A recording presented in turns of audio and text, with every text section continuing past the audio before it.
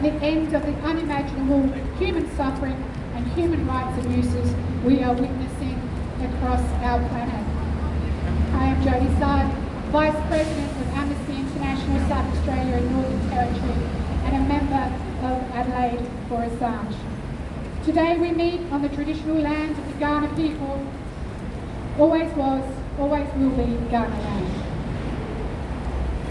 Today we honour the bravery of those who dare to expose the truth. Those who uncover the wrongdoings of corporations, the corrupt dealings in politics, the whistleblowers, the transparency warriors, the podcasters, citizen publishers, the curious students who study, and the ones that knowingly put themselves in harm's way to tell us the truth. I also want to say thank you to you, the brave citizens, activists, concerned humans, those of us that can no longer tolerate leaving the demise and erosion of our rights and our children's rights to yet another generation of so-called leaders to fail and falter under weak men and women profiteering from wars, corruption and greed. We are here as a witness to all of those who have been killed, incarcerated and silenced. The reporters on the front lines who risk their lives amidst war and genocide, and the whistleblowers who are going to brave it all to expose the truth.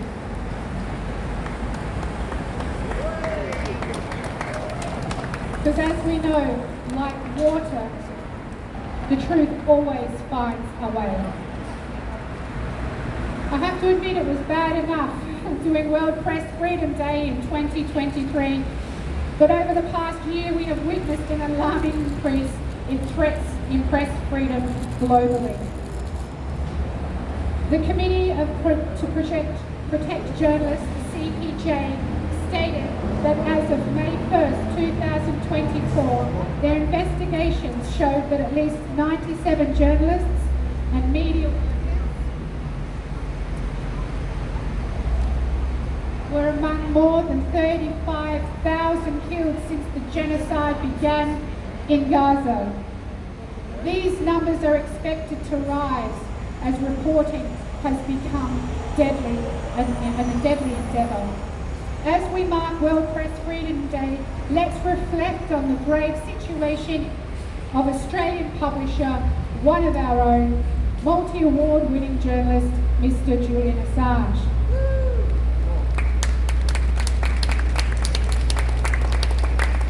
He is the canary in the coal mine, a dramatic reminder of the extent to which our governments will go to silence the messengers of truth.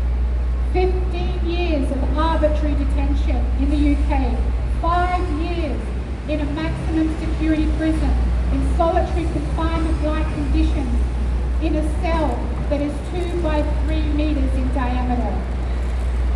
The ongoing pursuit of Julian by the United States seeking his extradition for publishing evidence of war crimes underscores the frightening reality we are now seeing being played off. First they came for Julian Assange, aiming to set a precedent that threatens every journalist everywhere. Niles Melzer, an unwavering advocate for human rights, stated, "If we allow war crimes to be committed with impunity, it's only a matter of time before they come to us."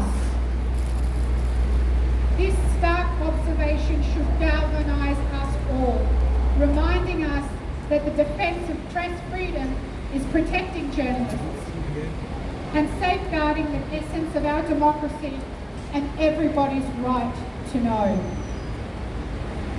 On that note, please let me introduce you to our first speaker of today, the wonderful Mr. Stephen Kenny, Julian Assange's Australian lawyer. Thank you, Stephen. Thank you, Jodie. And I also acknowledge the Kaurna people as expression of this land. And I also acknowledge all of you who come to these rallies. It is important that these rallies be held. There may not be large numbers here today, but your presence is important, and what you do is important in spreading the message, because I firmly believe that despite the evidence or lack of it uncovered by Mr. Patrick, that our government is doing something or pretending to do something, they are not as yet doing anything. And that's a grave disappointment to all of us, because it really says that our government does not stand up for free speech. And it is, of course, an important day for all journalists and all who speak out and all who try to bring us the truth.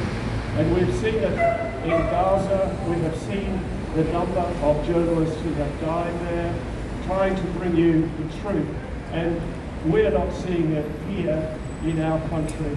And world press freedom requires us to stand up for our press and our freedom of our press.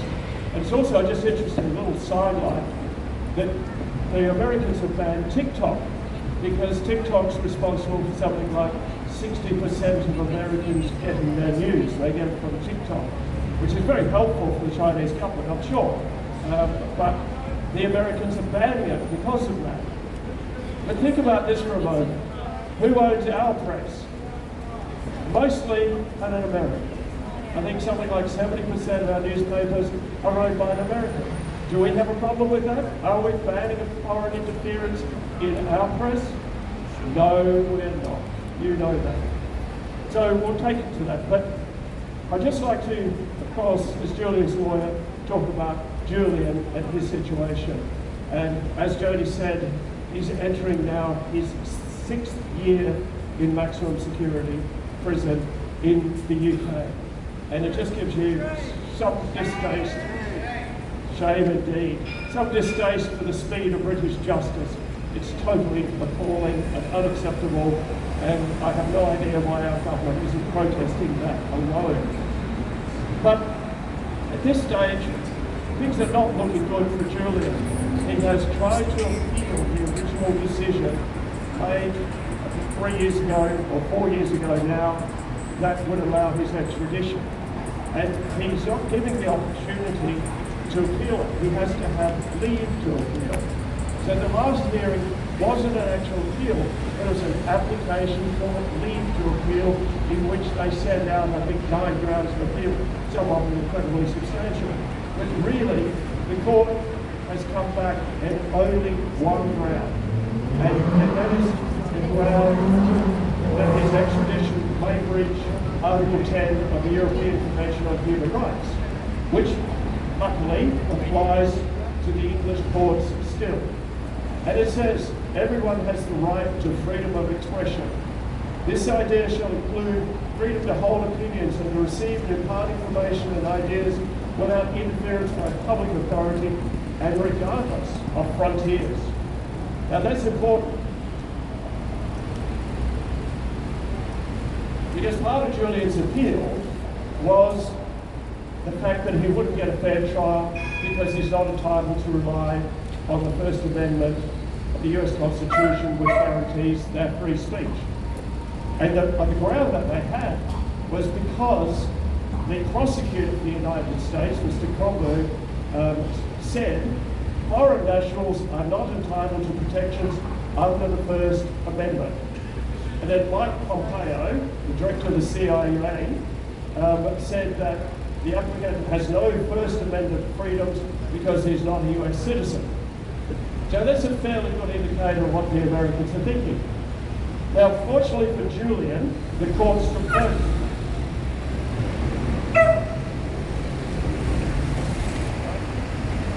Okay, they took notice of it, but they also realised that there's already a court case called the Agency for International Development versus the Alliance for an Open Society, in which the court said it is long settled as a matter of American constitutional law that foreign citizens outside the United States territory do not possess rights under the US Constitution.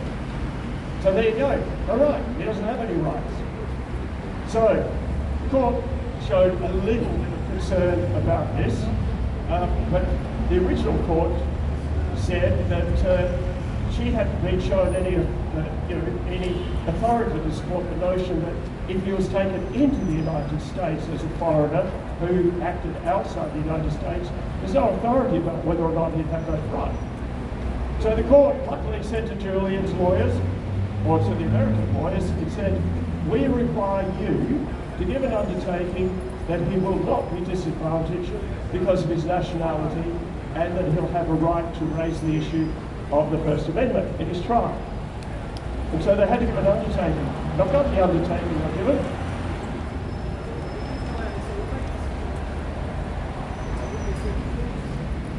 And they've said, Assange will not be prejudiced by reason of his nationality with respect to defences which he may seek to raise at the trial and at sentencing. Specifically, if extradited, Assange will have the right to raise and to seek to rely upon at trial the rights and protections under the First Amendment of the Constitution of the United States. They think that's a great, fantastic. They're going to allow him to do that. Hold on. He may raise it. Is this an undertaking he's going to be able to? No, it's not. Because the next bit of the undertaking says, a decision as to the applicability of the First Amendment is exclusively within the purview of the US courts. So the US courts will make a decision. You can raise what you like.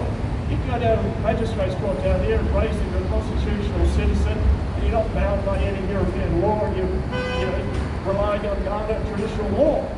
You can raise it. I don't know if the court's going to agree with you. And that's the problem that Julian's got.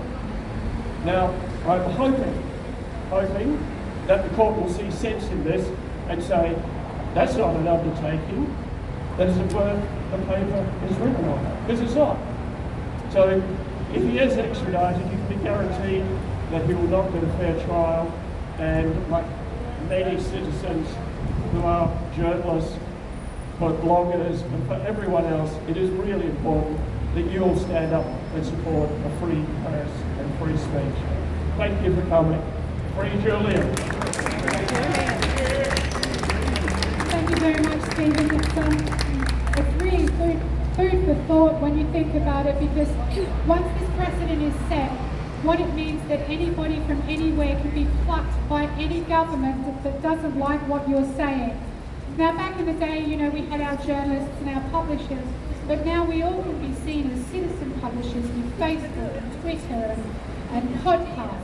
And we only have to look to what happened last week or the week before, where someone got arrested in Sydney for posting something on Twitter, and the police came around to arrest him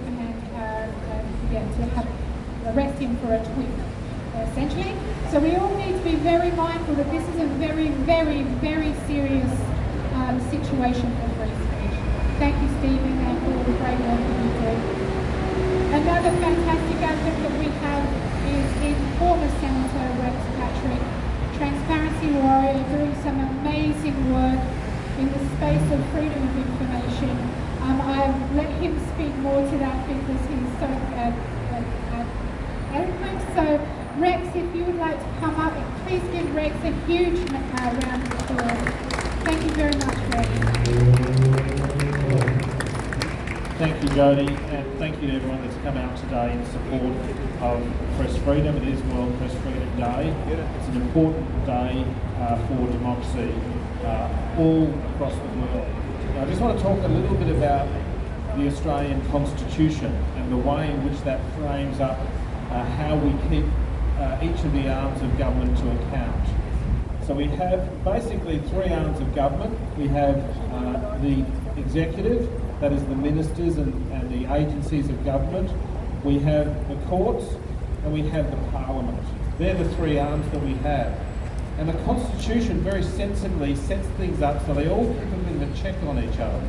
So for example, the executive is watched over typically by the parliament at question time, through inquiries and those sorts of activities. But the courts also keep an eye on the executive as well. If the executive exceed their powers, they can face an injunction from a court. The court can overturn their decisions and make sure that they don't operate beyond the power that's given to them by the Parliament. Then, of course, we have the courts themselves.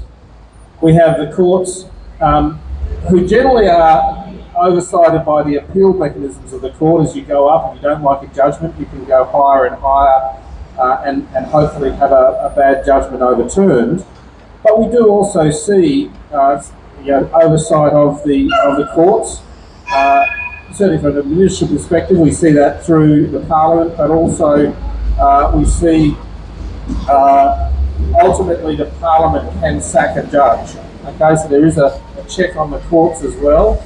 And then finally we have the Parliament itself. Now the Parliament itself is an interesting element of our system of government. Of course, mostly the checks on the Parliament are kept by the transparent methods they use. As a parliamentarian, as a senator, I had no power to do very much at all. My power came through the numbers in the chamber, getting half of a chamber to vote for something. That's how the power of the Parliament is exercised, and it's done in full transparency. Anyone can go into the gallery, anyone can go and watch the streaming of Parliament, anyone can go and read the Hansard and keep an eye yourself on what's going on. And occasionally the courts keep a bit of an eye on the Parliament as well. If they try and exceed their constitutional power, the courts will intervene. And occasionally if you have a parliamentarian who's not eligible to be in Parliament, the courts can actually remove a parliamentarian. So we have this nice little system, but there's actually another element to this system that's really important, and that's the media. The media keeps an eye on the executive. They report on the executive all of the time. They report on the courts. We have court reporters that inform us as to the sorts of judgments that the courts are making and what's happening inside the courts. And of course we have the press gallery keeping a bit of an eye on our parliamentarians as well. So it's a really important part of our system of government. If you ever go to the Senate and ever get a back room tour, you'll find that along the entire, it's the western, the Senate, on the Senate side of the Parliament building, the entire length of level 2 of the Senate is the press gallery. There are about 4 or 5 news studios, Sky News, the ABC, and a whole range of other, each of the majors have studios in there, full of journalists, and that's a recognition of the place that the press gallery, that the media have in the functioning of our democracy. That's why it's so important to have press freedom, so that the press can keep an eye on each arm of government, and we don't want it to be constrained in some way. Now, the press doesn't work if you don't have sources, and so it's very important that we keep our journalists free to talk to people, and indeed occasionally they'll get whistleblowers that come along, and we've got a situation right now where we've got a whistleblower on Monday in Canberra facing the ACT Supreme Court. That is David McBride. He's the first person who will be charged with crimes related to war crimes in Afghanistan, and he's the whistleblower. So how unjust is that? And all of that is about all of the whistleblower prosecutions that are taking place, and I might sort of add there's a second person, that is Richard Boyle. Richard Boyle, an Adelaidean, is facing court over blowing the whistle on the tax office, exceeding its power, using its powers in an egregious manner against citizens. We have a whistleblower, Richard Boyle, who did blow the whistle on that.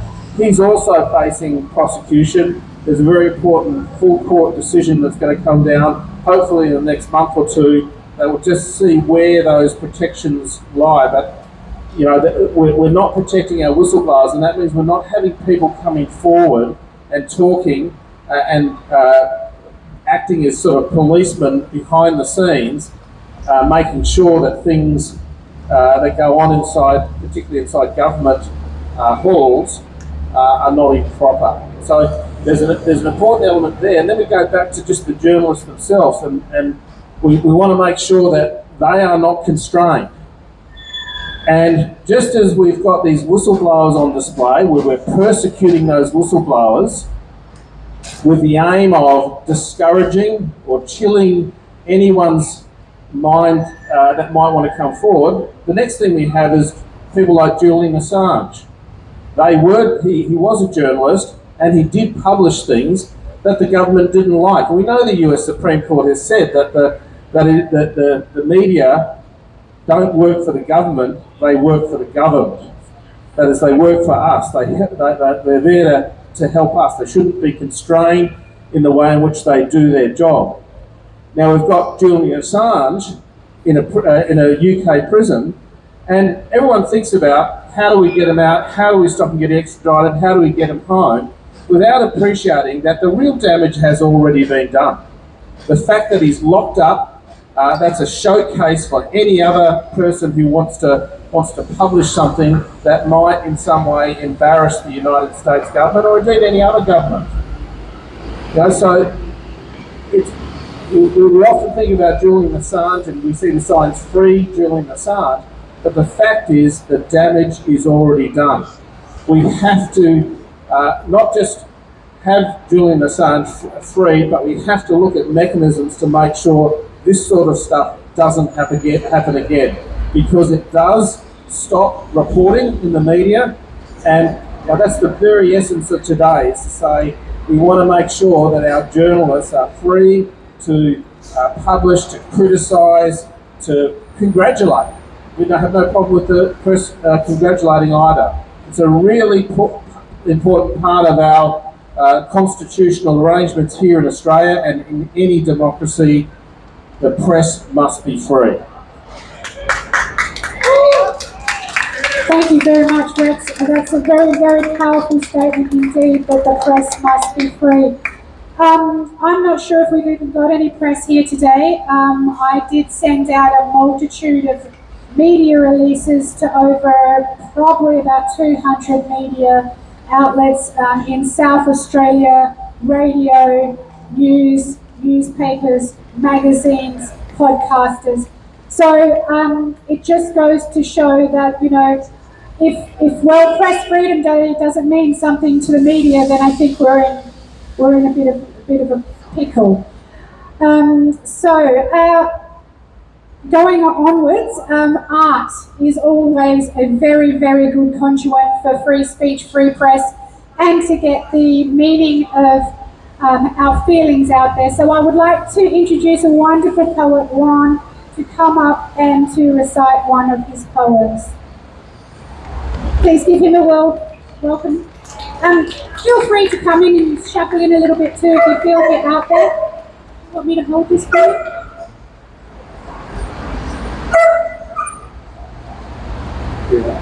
Also, I want to acknowledge we are standing in Ghana land here, the people who have been resistant and fighting for their own freedom in this country. Peace. We are those who never live in peace, always speaking about peace, but our life is what was planned to make us a wounded people, a dead people.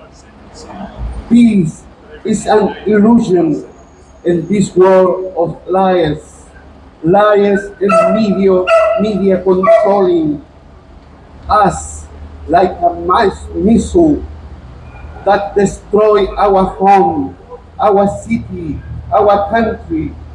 We are homeless in our country that looks on me as a refugee.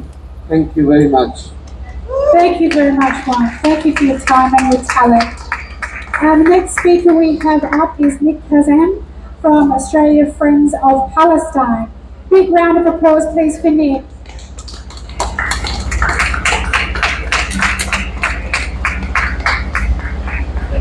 Thank you.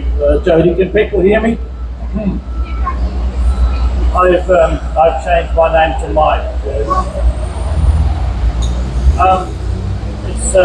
It's really important that we're here today, people, for all the reasons that have already been outlined.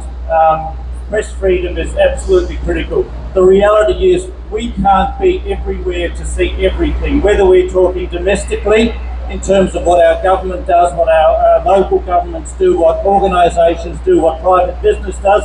We can't be there to see everything. We rely on media, we rely on journalists to go and see those things and relate them faithfully to us. Because the people that have power over our lives need to be held accountable. The people that are in government, the people that run the big corporations, can influence our lives in so many ways, for the good and for the bad. Unless we know what is going on, unless we know where there are problems, we can't act in our own defence. The media is supposed to serve a function. They're supposed to serve a function of transparency.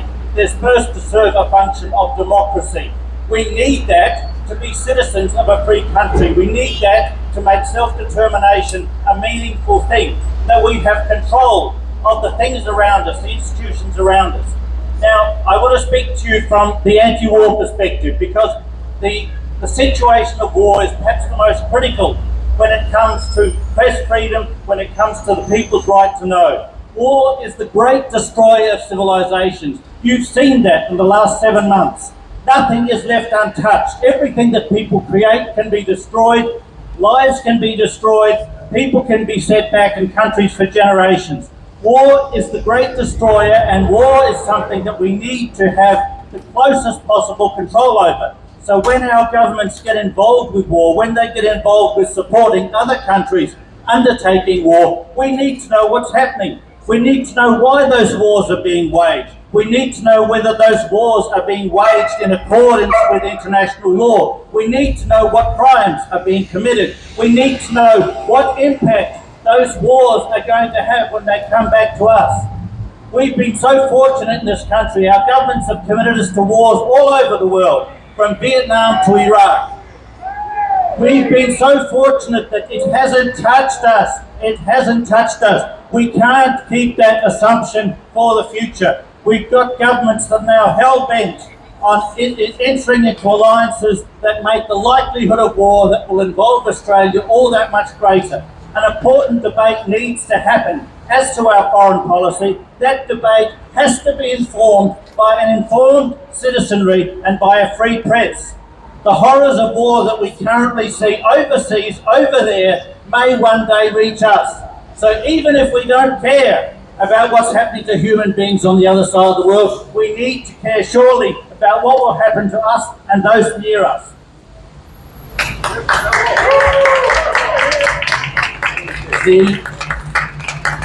The reality of war has been brought to us like never before in this conflict in Gaza.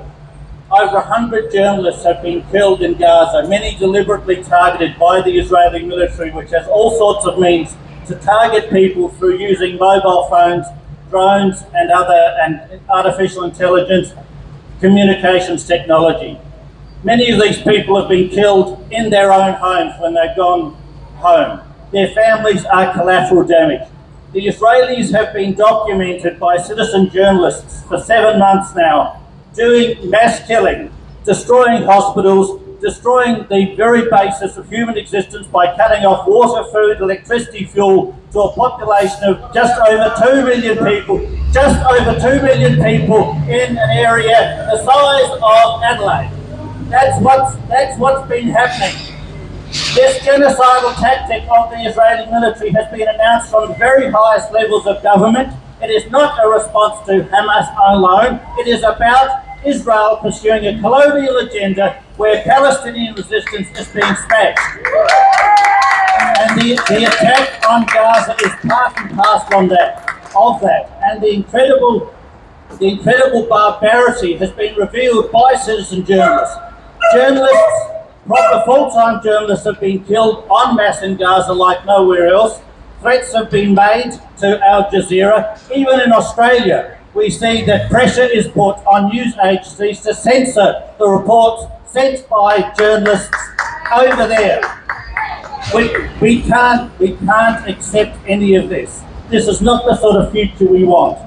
Past wars have seen very, very significant interventions by journalists. Whether you want to look at the revelation of the My Lai massacre in Vietnam by Seymour Hersh, whether you want to look at Julian Assange and WikiLeaks and what they revealed about the lies of the American government when it came to going to war in Iraq and the crimes committed by American soldiers against civilians, these have been very significant interventions. And these can be absolutely changing in terms of being world-changing events, changing the course of wars.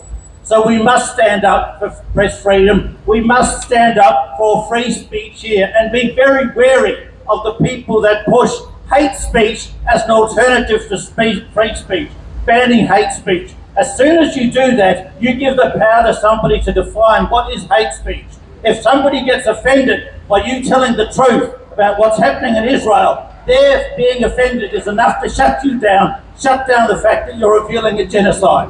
So be very clear about the vital importance of free speech and freedom for journalists and the reasons that government have to be held accountable, as everybody here has outlined today. Thank you.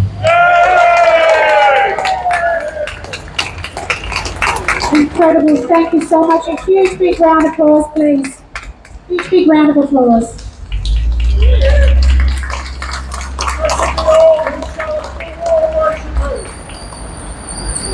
So in conclusion, thank you so much for all of our speakers for coming out today. And Jeff, our musician, and for Juan for his creativity and talent. I wish to finish by saying that we have found ourselves in an era of misinformation, over-governance and censorship. And the role of journalists and citizen publishers has become ever more critical. They are the watchers at the gate, holding back the tide of propaganda, the defenders of transparency. Their work is essential to the health of our democracies, and their safety is the measure of our freedom. In Australia, Canada, the UK and the US, we witness a subtler but equally concerning trend. Government corruption, puppet politicians, infiltrated parliaments, and powerful entities increasingly manipulate laws and information, suppress dissenting voices, and control and intimidate our media. This all has to end. Free Julian Assange. Free Julian! Laws and policies are continually being enacted to threaten whistleblowers, activists, and journalists, chipping away at the foundations of a free and informed society. That goes along with all of our protest laws that have been enacted and our truthful citizenry and misinformation laws that are being passed at the moment. So what is the solution? Action. Action is the only solution. Be creative, because every action counts. Write to your local newspapers and news outlets. Become a citizen observer and journalist. Start a podcast and/or engage with your local journalists. Start an online movement. We will support you. Meet with your politicians.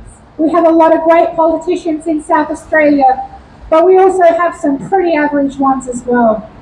Pressure your politicians to do more. We have an election next year, funnily enough, a federal election, so actively go after your marginal seats and tell your politicians that they will not be getting your votes. We had a by-election in Dunstan. We went after the Liberal Party member there because she was the only one that didn't come out on a Free Assange platform.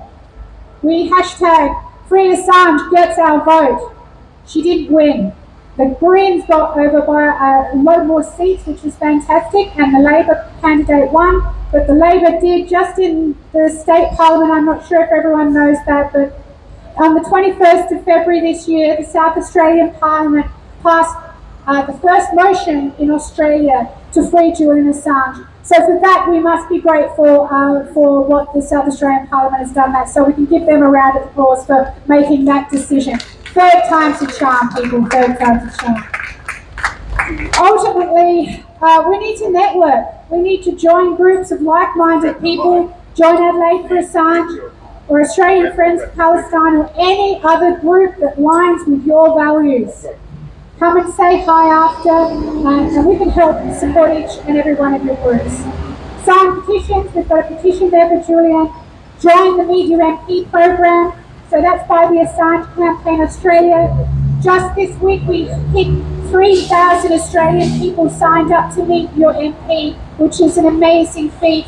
We had our 75th meeting with an MP just this morning, which happened to be a minister. So we're incredibly proud of the everyday Australians getting out and taking democracy into our hands, because that's where it belongs, in our hands.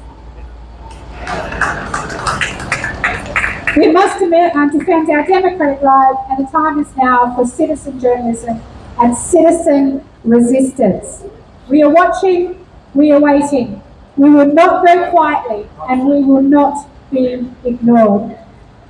So, it is World Press Freedom Day, and Stella Assange has spearheaded a campaign for Julian called Speak Up for Assange, and we're asking everybody to jump on their socials and make a short video of 10 seconds or more, just speaking to the camera to say why free speech and free Julian is important to you, and then uploading it today across your socials. If you need any hand with recording that, I will be staying back here today, and I'm happy to record that on your phone or assist you in any way possible. I just have to mention a few. Tammy, fantastic. See you. Oh, wonderful. Would you like to come up and speak? Yeah.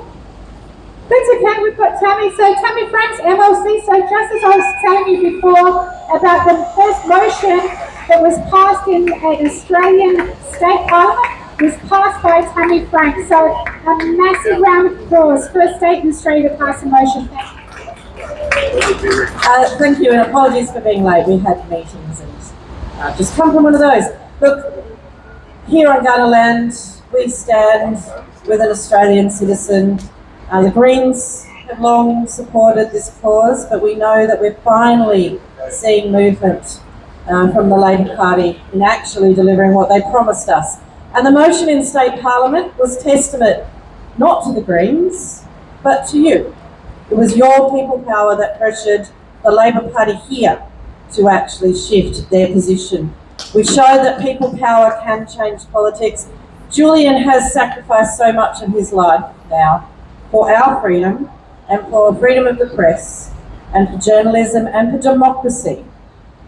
We are so close, and seeing you all here gives me hope that we can do this. He'll never get his lost life back, but hopefully we can actually not lose democracy and true freedom of the press. So that, short and sweet, but be very proud. South Australia actually stood up, and that was because of all of you, not because they would have done it if you hadn't been on the phones, on the socials, getting in their ear at street corner meetings. They knew it was right, but they weren't going to do what was right until you pressured them. So keep it up. Thank you very much, Tammy. Just reiterating what we were speaking about before, it is power of the people, and I truly believe that the people are going to save Julian Assange. So we need to get together, we need to double down, because we are very close. Julian Assange goes to court again on the 20th of this month to see if he's had his leave to appeal. Are they going to extradite him to the US in the middle of a US election year? I don't know if that will happen, but it means that Julian will be languishing yet again. Punishment by process, languishing once again in a maximum security prison, waiting for our government to actually step up and tell the US administration that enough is enough. 15 years of arbitrary detention for an Australian citizen who exposed truthful war crimes has to come to an end. He must be free to come home if that's what he chooses, to be with his family. So once again, thank you everybody. Give yourselves a huge round of applause. I want to thank all the speakers. We have other mass rallies coming up. I know that there's a lot, so if you go up to the Australians Friends with Palestine Facebook page, you can find what's happening. I think you've got one this Sunday at 2 p.m. right here, I believe. That's fantastic. We've also got a mass rally and march for Democracy Needs a Protest, which is protecting our protest laws here as well, which will be on Thursday, the 16th of May at 4 p.m. North Terrace May Day March tomorrow. Lots going on. We do have a Facebook page called Adelaide Activist Network. If you are free to post all your stuff up there, just so you can find it in one place also.